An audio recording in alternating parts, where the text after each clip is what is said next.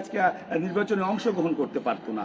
আর শিল্পীর সদস্য বাতিল করতে হলে এটা কিন্তু একটা ব্যাপক ব্যাপার আছে, জেনারেল মিটিংয়ের ব্যাপার আছে, নোটিশ প্রদানের ব্যাপার আছে, ওইটা ব্যাপার। তবে আপনাদের সদয় অবগতির জন্য জানাচ্ছি, রুবেল ভাইয়ের সদস্যপদ বাতিল হয়নি, তাহলে উনি আজকে নির্বাচনে অংশগ্রহণ করতে পারতেন না। উনার নির্বাহী সদস্যে যে উনি নির্বাচিত হচ্ছেন 2 বছরের জন্য, এখন তো সবাই বাতিল।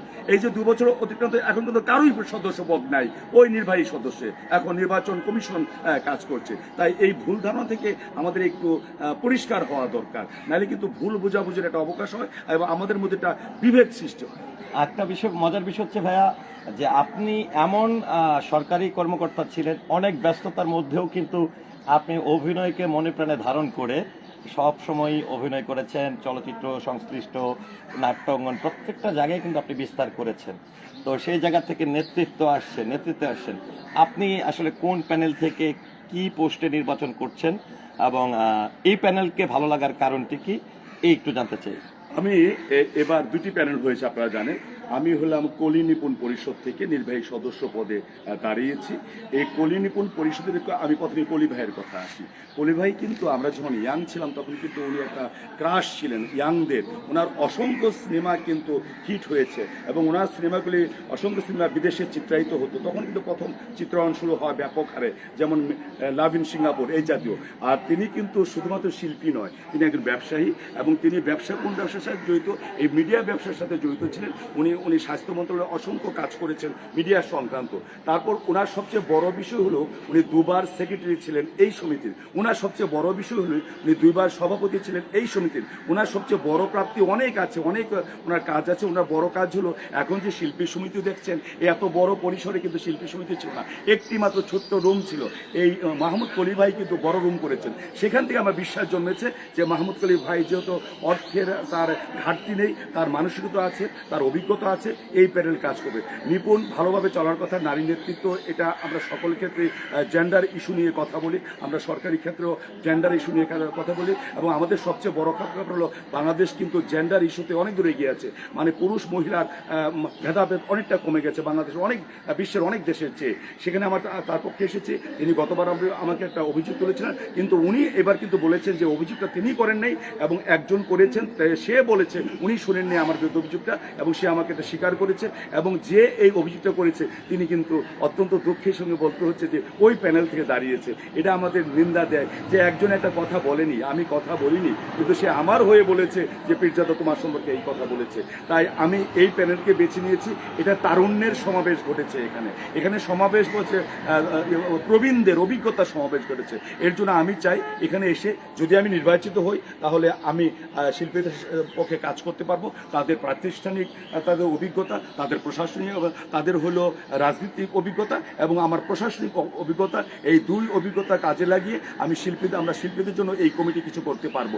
আরেকটা হলো আমার সবচেয়ে বড় কাজ থাকবে, আমি এই যে একজন আরেকজনের দিকে কাদা ছোড়াছুড়ি করে, আমি যদি নির্বাচিত হই কোনো মিটিংয়ে কারো বিরুদ্ধে বলার আমি স্কোপ দেবো না। এবং আমি আপত্তি করব, ভিগোরাসলি আপত্তি করব যে কারো বিরুদ্ধে বলা যাবে না, পক্ষে বলা যাবে। তাই আমি এই সমিতি, এই কমিটি, এই পরিষদ ভালো কাজ করবে বলেই আমি এই পরিষদে। আচ্ছা, আরেকটা বিষয় হচ্ছে, বা এটা হচ্ছে বলতেই হয় যে আপনি কিন্তু একটা দৃষ্টান্ত, নির্বাচন নিয়ে আপনারা দুমুখী ছিলেন যারা নির্বাচন করেছেন বা আপনারা যারা নির্বাচন কমিশনার ছিলেন, কিন্তু নির্বাচনের পরে যে আসলে সবাই কাঁধে কাঁধে মিলিয়ে কাজ করতে হয়, আসলে শিল্পীদের স্বার্থে কাজ করতে হয়, এটি কিন্তু আপনি দৃষ্টান্ত। আপনিও কিন্তু মনের মধ্যে কোনো খুঁত রাখেননি, নিপুণ আক্তারও রাখেনি।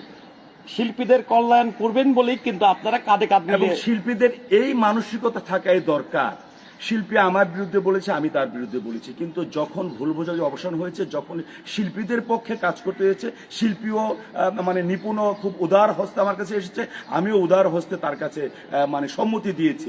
এটি শিল্পীর বৈশিষ্ট্য হওয়া দরকার। শিল্পীর বৈশিষ্ট্য কিন্তু কাদা ছোড়াছুড়ি নয়, শিল্পীর বৈশিষ্ট্য কিন্তু কারোর বিরুদ্ধে আক্রমণের কথা নয়। কালকে আমি 2 প্যানেলে আছি, যখন নির্বাচন শেষ হয়ে যাবে পরবর্তী 2 বছর কিন্তু কোনো প্যানেল নেই যে কমিটিটা নির্বাচিত সেই কমিটি করবে, তাহলে আমাদের মধ্যে কোনো ভেদাভেদ নেই। এই মানসিকতা নিয়ে যদি যে শিল্পী আসতে পারবে, তারাই শিল্পীদের জন্য কাজ করতে পারবে, তারাই শিল্পী সমাজের জন্য কাজ করতে পারবে।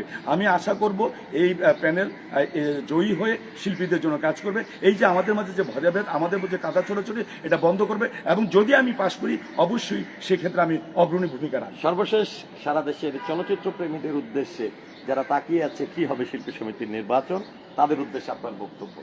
যারা জনগণ আছেন, অনুষ্ঠান শুনছেন এবং এই চলচ্চিত্র শিল্পী সমিতি নির্বাচন নিয়ে উদ্বিগ্ন আছেন, তাদেরকে বলছি আমরা শিল্পী, আমাদের মাঝে নেই কোনো ভেদাভেদ। ইলেকশন শেষে আমরা সবাই এক।